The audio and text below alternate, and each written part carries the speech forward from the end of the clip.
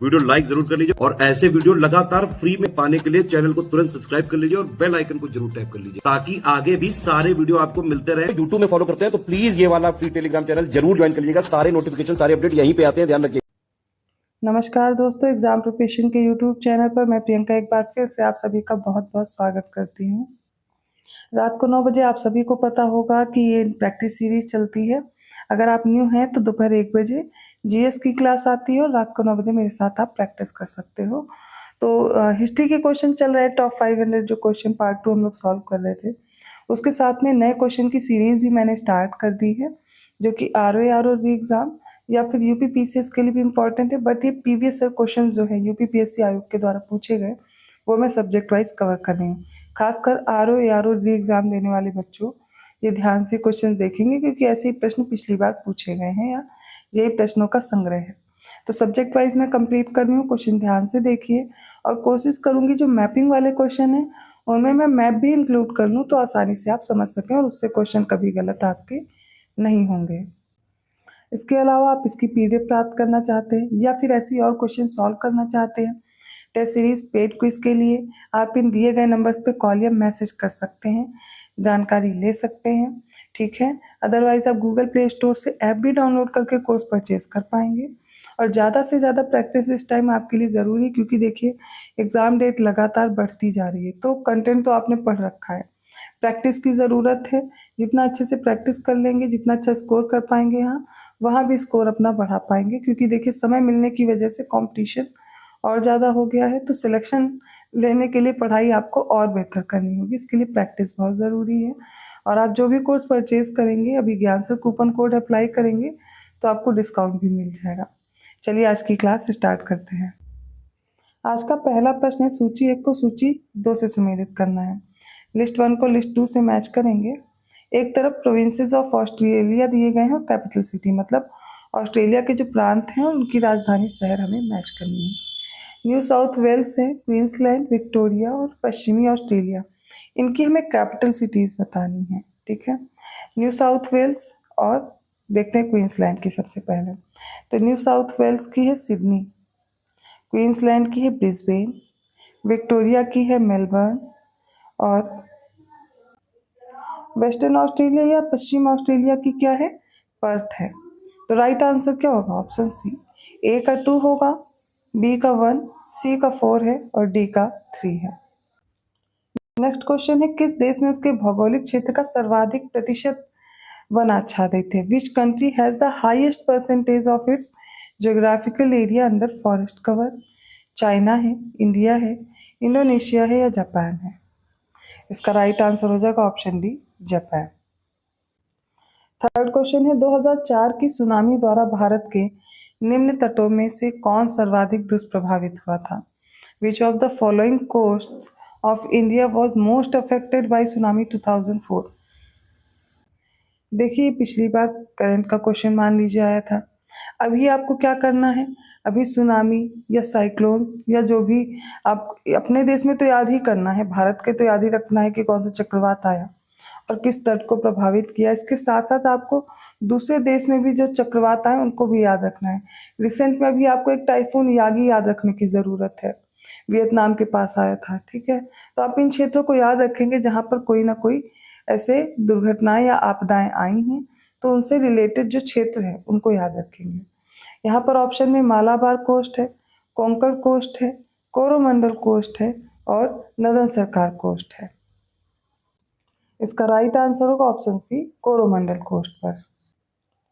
देखिए आज की क्लास में यही इंटरेस्टिंग है कि आप जो भी क्वेश्चन सॉल्व करेंगे उनसे रिलेटेड जो भी फैक्ट्स आ रहे हैं वो मैं आपको मैप पे एक्सप्लेन कर दूंगी।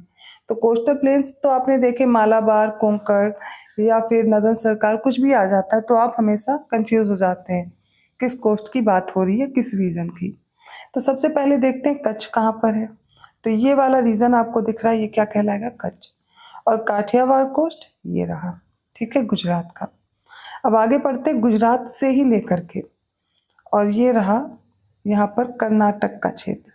तो गुजरात से कर्नाटक वाला क्षेत्र, इसमें महाराष्ट्र और गोवा भी आ रहा है, इसको बोलते हैं कोंकण कोस्ट। और कर्नाटक का कुछ क्षेत्र लेकर के ये जो केरल वाला पूरा भाग है ये क्या कहलाता है, मालाबार कोस्ट। तमिलनाडु और आंध्र प्रदेश का रीजन मिला करके कोरोमंडल कोस्ट हो जाता है। आंध्र प्रदेश और उड़ीसा वाले भाग को क्या बोलते हैं? नदन सरकार। और उड़ीसा के तट को उत्कल तट भी बोलते हैं या उत्कल प्लेन्स भी बोलते हैं। तो अब आपको याद रहेगा Konkan coast, Malabar coast, Coromandel, northern Circars और उत्कल कोस्ट। फोर्थ क्वेश्चन है, किस देश में बाजार आधारित लौह और इस्पात के कारखाने हैं? Which country has market based iron and steel factories? चीन में, भारत में, जापान में या फिर यूके में? इसका राइट आंसर होगा ऑप्शन सी, जापान में। देखिए अगला प्रश्न ये है कि आपको ये पता होना चाहिए कि रिसेंट में क्या चीज़ें चल रही हैं ज्योग्राफी या फिर एनवायरनमेंट से रिलेटेड। तो टिड्डियाँ भारत में प्रवेश करती हैं, ऐसा प्रश्न आपके एग्जाम में पूछा गया था। इसमें बांग्लादेश, नेपाल, पाकिस्तान और श्रीलंका दिया गया है, कहाँ से? इसका राइट आंसर पाकिस्तान था, पाकिस्तान से एंटर कर रही थी। ये क्वेश्चन मोस्ट इंपॉर्टेंट है, कई एग्जाम्स में आपको मिल जाएगा। निम्नलिखित में से कौन से देश बाल्टिक सागर के तट पर स्थित नहीं है? लातविया और पोलैंड, लातविया और रूस, स्वीडन और रूस, स्वीडन और नॉर्वे। इसके लिए सबसे पहले आप मैप में देखिए। देखिए ये रहा बाल्टिक सी, आपको दिख रहा होगा, मैंने इसीलिए मैप डाउनलोड कर लिया है। आपको इसमें 3 कंट्रीज तो हमेशा याद रखनी है, ठीक है, जिससे अक्सर प्रश्न पूछा जाता है। लातविया, एस्टोनिया और लिथुआनिया, यहाँ से प्रश्न हमेशा आता है।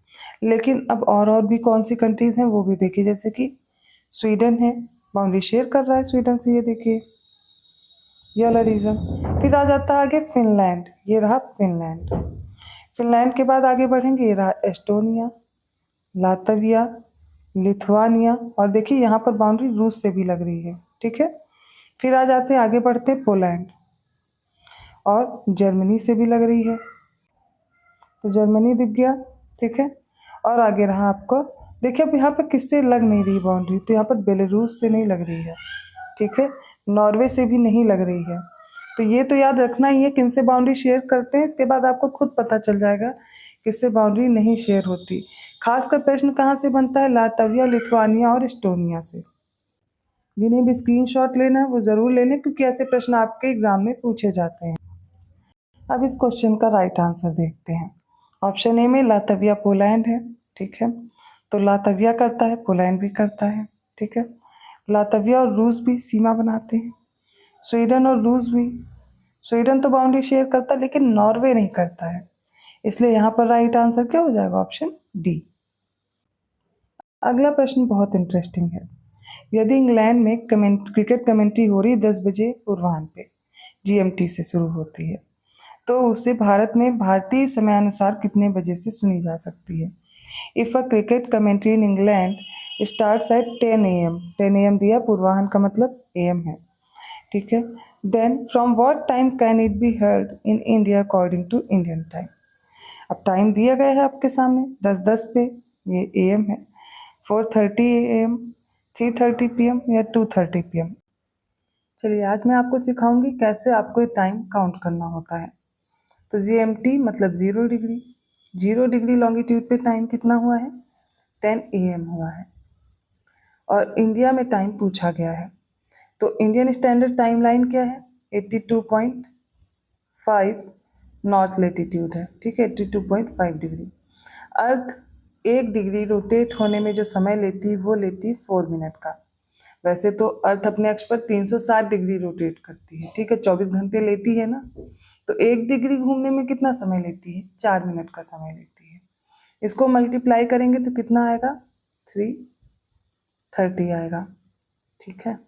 पर ये आया है हमें, इसको क्या करेंगे हम? घंटे में कन्वर्ट करेंगे, तो हम क्या करेंगे? इसको 60 से डिवाइड कर देंगे, तो कितना आएगा? 5.5, मतलब 5 घंटे, और ये आधा हो गया, 0.5 है ना, हाफ। इसको ऐसे लिख सकते हैं, 1 घंटे में 60 मिनट होते हैं, इसका आधा करेंगे तो 30 मिनट, 5.5 घंटे। इतना क्लियर हो गया। तो वहाँ पर बचे हैं कितने? 10:30 बजे कमेंट्री चल रही है, 10:30 में आपको क्या करना है? 5.5 घंटे जोड़ देने हैं, ठीक है। तो कितना हो जाएगा? आप फिंगर पे भी काउंट कर सकते हैं या ऐसे भी आंसर दे सकते हैं। फिलहाल इसका जो राइट आंसर है वो है ऑप्शन सी। कैसे होगा वो भी देखिए। तो कितना हुआ है यहाँ पर? 10 टाइम हमें 10 बजे दिया गया था, ठीक है, देख लेते हैं। 10 से 11, 12, 1, 2 और 3, 3 और आधा घंटा और जोड़ना है 3.5। तो राइट आंसर क्या हो जाएगा? Option C. कोई भी डाउट है, कोई भी कंफ्यूजन है, आप फिर से कमेंट करके पूछ लीजिएगा, मैं एक्सप्लेन कर दूंगी। एक क्वेश्चन है, हिमालय में त्रिशूल शिखर के संदर्भ में निम्नलिखित में से कौन सा या कौन से कथन सही है? With reference to the Trishul peak in Himalayas which of the following statement is or are correct? पहला स्टेटमेंट है उत्तराखंड के बागेश्वर जिले में स्थित है। It is situated in Bageshwar district of Uttarakhand. Second है चोटी 7500 मीटर से भी अधिक ऊंची। The peak is more than 7500 meter high. इनमें से कौन सा उत्तर सही है? इसका आंसर आप चूज करेंगे। देखिए, इसका राइट आंसर होगा ऑप्शन ए, मतलब पहला स्टेटमेंट करेक्ट है कि जो हिमालय में त्रिशूल शिखर है उत्तराखंड के बागेश्वर जिले में स्थित है। इसकी हाइट लेकिन गलत दी गई। इसकी हाइट है 7120 मीटर। 7500 या फिर सबसे ज़्यादा ऊंचाई वाली जो पीक्स है वो ज़्यादातर आपको नेपाल से आगे बढ़ने पर, जब आप हिमालय में आगे बढ़ते जाएंगे नदन साइड पे, तब आपको ज़्यादा ऊंचाई मिलती जाएगी। जैसे कि एवरेस्ट है, नंदा देवी है, इसके आगे धौलागिरी, ये आगे बढ़ती जाएंगी। ये थोड़ी हाई, मकालू, मनसालू, ये सब ऊंचाई पर स्थित है। कंचनजंगा हो गई, तो ये यहाँ पर रेंजेस। पर जो हिमालय में त्रिशूल शिखर दिया गया है ये उत्तराखंड में है। उत्तराखंड में बहुत ज़्यादा हाइट नहीं है इन कंपेयर टू जो नेपाल वाले रीजन में हिमालय पे मिलेगी। यहाँ पर 7500 से भी अधिक दिया गया, इसलिए गलत हो गया। अगर एग्जैक्ट दिया जाता कि 7200 तक है तो एक बार एवरेज में आप देख सकते हैं, लेकिन बताया जा रहा है 7500 मीटर से भी अधिक है, इसलिए रॉन्ग हो गया। नेक्स्ट क्वेश्चन है, निम्नलिखित में से कौन एक स्थलीय पारिस्थितिक तंत्र का भाग नहीं है? Which one of the following is not a सब कैटेगरी ऑफ टेरेस्ट्रियल इकोसिस्टम? पर्वत पारिस्थितिक तंत्र, सागरीय पारिस्थितिक तंत्र, निम्न स्थलीय पारिस्थितिक तंत्र और अर्धशुष्क पारिस्थितिक तंत्र। माउंटेन, मरीन, लोलैंड और सेमी एरिड इकोसिस्टम में से बताना है। देखिए, आंसर से ही क्लियर है, इसमें तो कुछ कंफ्यूजन ही नहीं होनी चाहिए। राइट आंसर है ऑप्शन बी, क्योंकि स्थलीय में जलीय पारितंत्र तो आएगा नहीं, और मरीन या फिर सागरीय पारिस्थितिक तंत्र कैसा है? ये जलीय है, स्थलीय तो है नहीं, इसलिए यहाँ पर ऑप्शन बी करेक्ट होगा। बाकी सारे स्थलीय पारिस्थितिक तंत्र के उपभाग हैं। 10th क्वेश्चन है, कार्यान्वित किए जा रहे राष्ट्रीय राजमार्ग विकास परियोजना के उत्तर दक्षिण तथा पूर्व पश्चिम गलियारे मिलते हैं कानपुर में, लखनऊ में, झांसी में या वाराणसी में? और इसका राइट आंसर है ऑप्शन सी, झांसी में। 11th क्वेश्चन है, देश के किस राज्य का हिस्सा राष्ट्रीय राजधानी क्षेत्र में सम्मिलित नहीं है? Which states part of the country is not included in the national capital region? कौन सा स्टेट है जो एनसीआर का पार्ट नहीं है? दिल्ली, उत्तर प्रदेश, हरियाणा और मध्य प्रदेश में से बताना है। राइट आंसर होगा ऑप्शन डी, इसमें एमपी नहीं है। अब आपको बताना है हरियाणा और यूपी के कौन कौन से डिस्ट्रिक्ट हैं जो एनसीआर रीजन में शामिल किए गए हैं। 12th क्वेश्चन है, निम्नलिखित में से कौन सी नदी घाटी बेसिन क्षेत्रफल में सबसे बड़ी है? कावेरी, महानदी, नर्मदा और तापी। इसका राइट आंसर देखते हैं। अब यहाँ पर ध्यान देने वाली बात क्या है वो सबसे पहले देखिए। पूछा गया क्षेत्रफल में सबसे बड़ी नदी इनमें से कौन सी है, ठीक है, ना कि लंबाई में पूछा गया है, और यहाँ पर गलती हो जाती है। इसका राइट आंसर क्या होगा? Option B. इसमें से सबसे बड़ा जो नदी बेसिन है या क्षेत्रफल में सबसे बड़ी वो महानदी है। पर लंबाई की बात की जा रही होती तब क्या हो जाती? तब होती नर्मदा। नर्मदा ये हो जाती पहली जब लंबाई में बात की जा रही होती। तो दोनों चीज़ में डिफरेंस याद रखिएगा। अगला प्रश्न है, निम्नलिखित में से कहाँ तेल शोधक कारखाना नहीं है? कोयाली, नूनमाती, हटिया और Barauni. Right answer option C, इसमें से हटिया में नहीं है, तीनों जगह है, कोयाली, नूनमाटी और बरौनी में। 14th क्वेश्चन है, लिस्ट 1 को लिस्ट 2 से मैच करेंगे। एक तरफ इंडस्ट्रीज हैं और उनके सेंटर दिए गए हैं, कनकीनारा, विरुद्धनगर, चन्नापटना और भदोही, ठीक है। इनके केंद्र हम लोग मैच करेंगे। केंद्र दिए हुए हैं, माफ़ कीजिएगा, इस लिस्ट में सेंटर से हमें सेंटर को उद्योग से मैच करना है, ठीक है, ये ध्यान रखिए, ये इधर होगा और ये इधर। तो देखते हैं, सबसे पहले हम लोग देखेंगे, कोई एक भी याद है ना तो मैच किया कीजिए। जैसे भदोही का आप सभी को पता होगा कालीन के लिए फेमस है, ठीक है, तो भदोही को कालीन से मैच कर लीजिए। अब आपके कुछ ऑप्शन तो कट ही जाएंगे, 2 बचे। अगला देखते हैं, ठीक है। अब यहाँ पर जो कनकी नारा है कनकी नारा की बात करें तो ये जूट के लिए प्रसिद्ध है। तो आपके पास ए का 2 और डी का 1 आ चुका है। राइट आंसर ऑप्शन बी हो गया। आगे भी देख लेते हैं। अब विरुद्धनगर सूती वस्त्र के लिए, चन्नापटना ये रेशम के लिए है। राइट आंसर क्या होगा? Option B. ये 15 क्वेश्चन है, इसमें फिर से लिस्ट 1 को लिस्ट 2 से मैच करना है। तो कोल प्रोड्यूसिंग एरियाज हैं, कोल माइंस हैं, कोयला उत्पादक क्षेत्र कोयला खदान से मैच करना है, जैसे कि दामोदर वैली है, सोन वैली, गोदावरी वैली और महानदी वैली। इनको आपस में मैच करेंगे, ठीक है। तालचेर, बराकर, उमरिया और सिंगरेनी से।